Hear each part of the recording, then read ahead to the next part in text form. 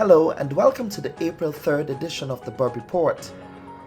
Last week, the Eastern Caribbean Supreme Court finally dealt a body blow to one of the more controversial legacies of the Grenada Revolution. People's Law No. 24 of 1983, enacted in the absence of a functioning parliament in the country and a mere 1 month and 3 days before the violent demise of the People's Revolutionary Government, declared that any person who is appointed to a post in the service of the Government of Grenada on or after April 3rd, 1983, shall not be entitled to any pension, gratuity, or other allowance under any of the scheduled enactments.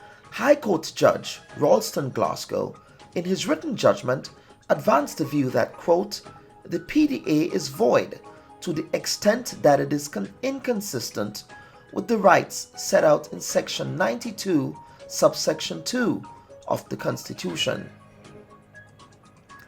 Ewart Lane, a former member of the People's Revolutionary Government, advanced that the PDA was intended to be a temporary measure which sought to establish a cutoff point between the constitutionally entrenched old system of non-contributory pensions under the 1958 Pensions Act and the new system of contributory pensions under the National Insurance Scheme.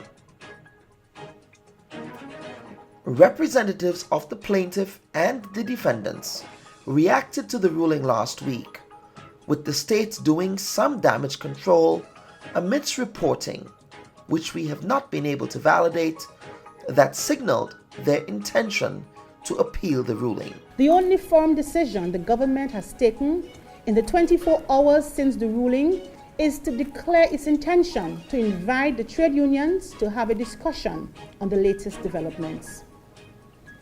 As it has been, especially since 2018, the government not only stands for open dialogue, but has initiated it on many occasions as part of its consultative approach on matters of national interest.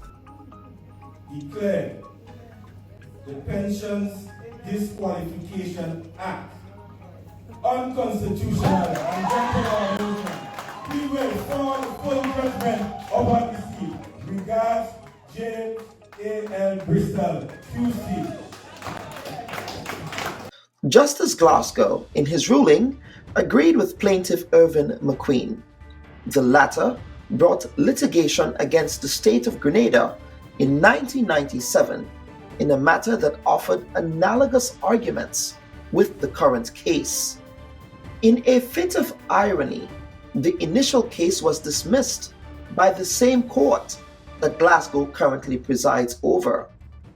When litigated before the Court of Appeal in the same year, former Acting Chief Justice Dennis Byron declared that the Pension Disqualification Act was void to the extent that it is inconsistent with the benefits created by Section 884-8 of the Constitution.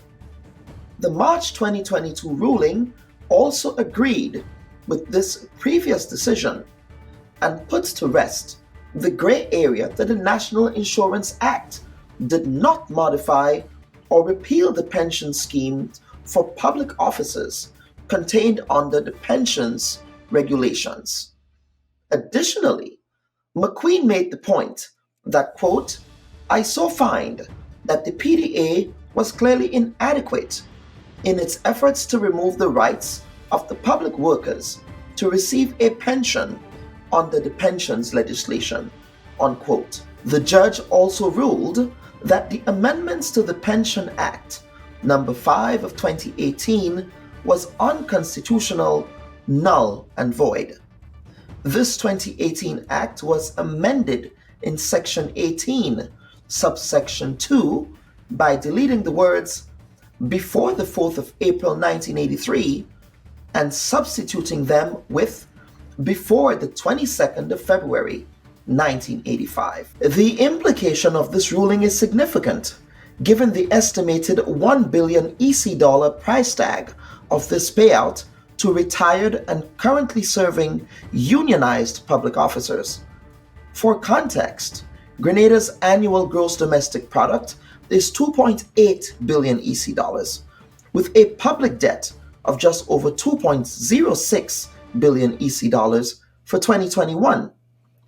Although there was a slight dip in the country's debt to GDP ratio, its debt to GDP ratio remains at 68.9% of its annual gross domestic product.